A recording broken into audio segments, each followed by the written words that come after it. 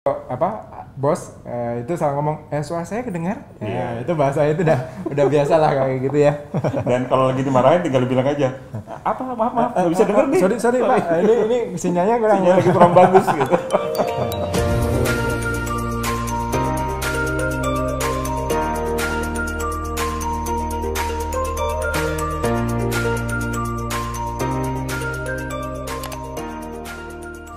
Hai TAF Friends, selamat datang di TAF Digital. Di sini kita bakal ngobrol banyak hal tentang dunia digital bersama para pakar dari perusahaan Astra. Dunia digital adalah dunia yang sehari-hari kita berinteraksi, kita berkomunikasi, dan juga mungkin kita bertransaksi di era digital saat ini.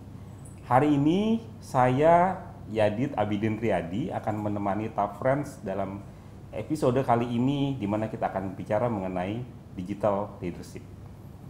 Mungkin kita bertanya ya, apa sih digital leadership itu? Kenapa leadership mesti pakai embel-embel digital? Apa ada yang kurang dari kemampuan leadership saat ini, hari ini? Nah, mungkin TAF Friends semua penasaran, apa sih digital leadership itu? Hari ini kita sudah kedatangan seorang yang sangat spesial, orang yang sudah malang melintang di dunia digital di berbagai lintas perusahaan di Astra. Beliau merupakan direktur dari Astra Digital, di mana sebelumnya juga pernah menjabat sebagai Communication and Digital Marketing Head di Astra International. Sebelum di Astra International, beliau juga pernah berkarir di Toyota Astra Motor. Selamat datang Pak Kemas Henry Kurniawan. Halo Mas. Apa kabar? Alhamdulillah baik. Senang hari ini ketemu Mas Kemas di sini gitu. Biasanya kalau ketemu Mas Kemas ini biasanya di dua tempat selain di urusan pekerjaan. Biasanya kalau nggak ketemunya di nasi pecel, ketemunya di Masjid Astra gitu. Betul. Jadi beliau ini memang ya luar biasa lah. Sama-sama pencinta pecel ya Pak. Sama-sama pencinta pecel. Kayaknya kalau nggak dikasih pecel tuh hidupnya belum digital gitu ya. Betul. Jadi kita bikin pecel digital kayaknya. Susah bisa dimakan. Itu ngomongin tentang kondisi itu.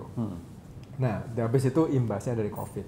Nah, terus kalau kita breakdown lagi tadi Mas Adit ngomongin tentang digital leadership. Nah, digital sama leadership. Karena memang gara-gara tulisannya digital plus COVID itu jadi heboh.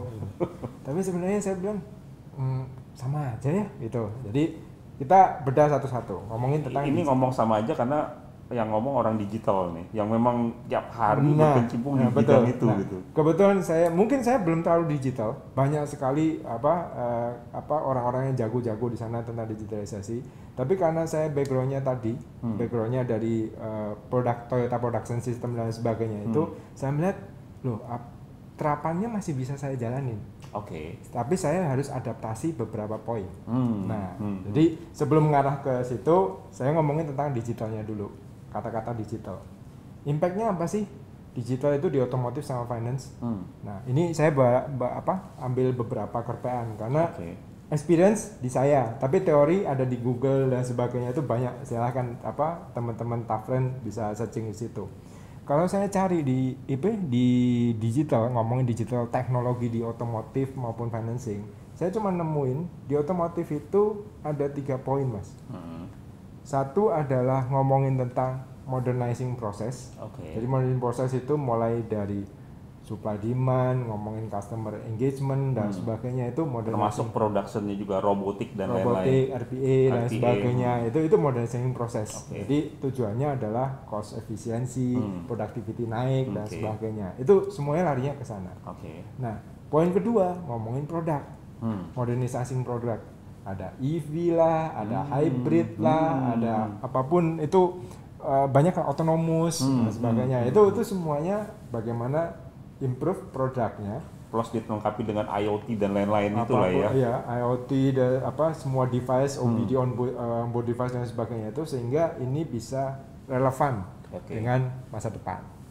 Nah, terus yang ketiga itu ngomongin cuman creating new revenue stream. Jadi menarik nih kalau udah ngomongin revenue nih.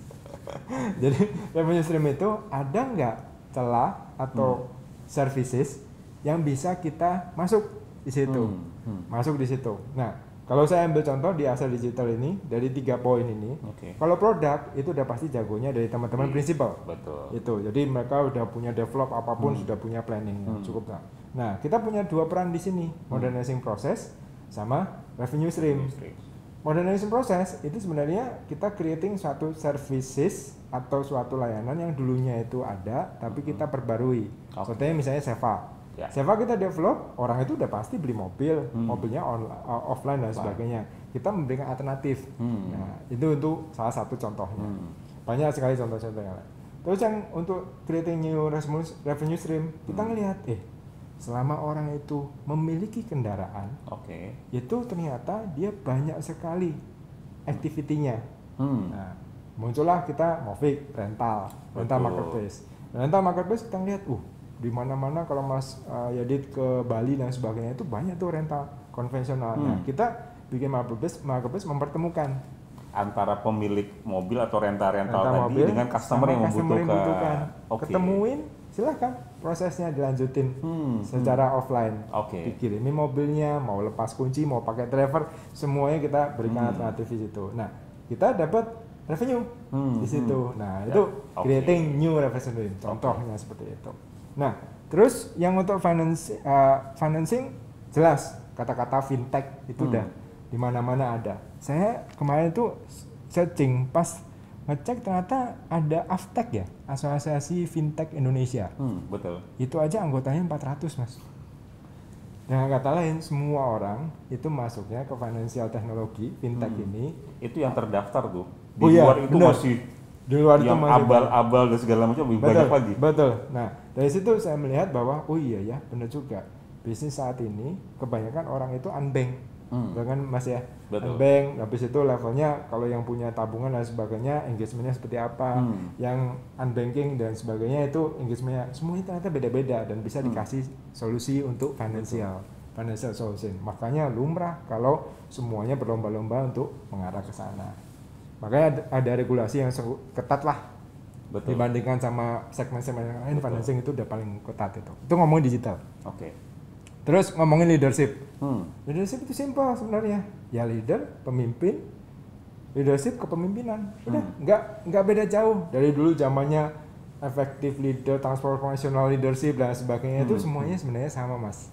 Ini ya, leadership itu. Sekarang dikasih embel-embel digital leader. Digital leadership. Nah, digital leadership itu nanti kita ngebahas tentang sebenarnya ini juga pengalaman saya pribadi. Ngomongin skill-skillnya mana yang dari zaman dulu juga sudah ada. Cuma sekarang aja digital is a tools.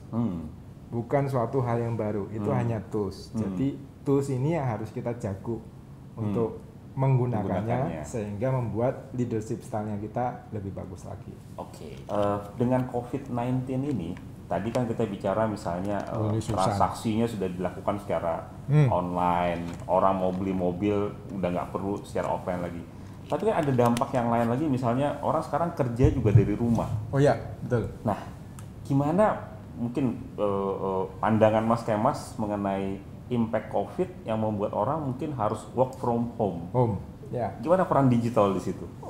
Jadi ini sebenarnya salah satu skill digital leadership, yaitu ngomongin communication.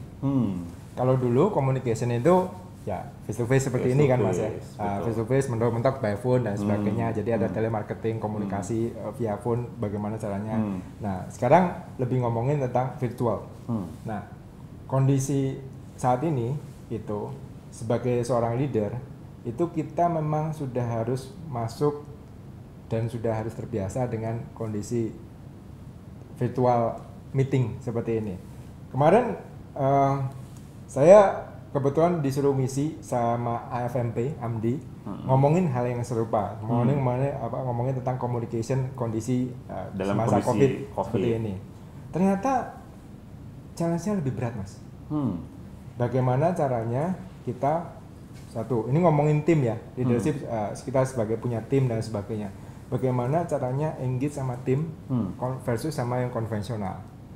Itu harus ada. Jadi challenge-nya adalah bagaimana build employee engagement dalam situasi kondisi COVID saat ini di mana segala sesuatu dilakukan secara virtual Betul. gitu, secara online. Saya nggak ngomong yang gede-gede, employee, ngomongin Teams lah. Saya Oke. misalnya punya Teams 20 orang. Nah, 20 orang itu kan punya ada level manager, ada level section, habis itu tim.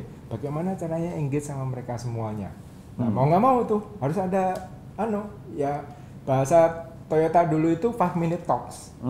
Zaman dulu itu Pagi-pagi berdiri 5 menit Hmm. ngomongin tentang performance. Ternyata itu dipakai saat ini. Setiap hari kita ada 5-minute talks. Cuman tapi impactnya bisa medianya beda gitu. Iya, medianya beda. Cuma medianya via virtual. Gitu. 5 minutes sih bahasanya, tapi bisa 15, bisa 10 tergantung ngomong. Topik lah ya. Iya. Tapi mostly yang diomongin di situ, kalau dulu lebih ngomongin pekerjaan, ngomongin tentang improvement dan sebagainya. Tapi yang sekarang ini ngomongin tentang gimana kondisinya, saya nyapa dan sebagainya. Karena itu perlu engagement kan. Kondisi dan sebagainya. Apalagi kalau ada beberapa temen yang bisa dibilang kena COVID dan sebagainya, saudaranya, itu bagaimana kita bisa bantu. Itu ngomongin satu poin itu engagementnya.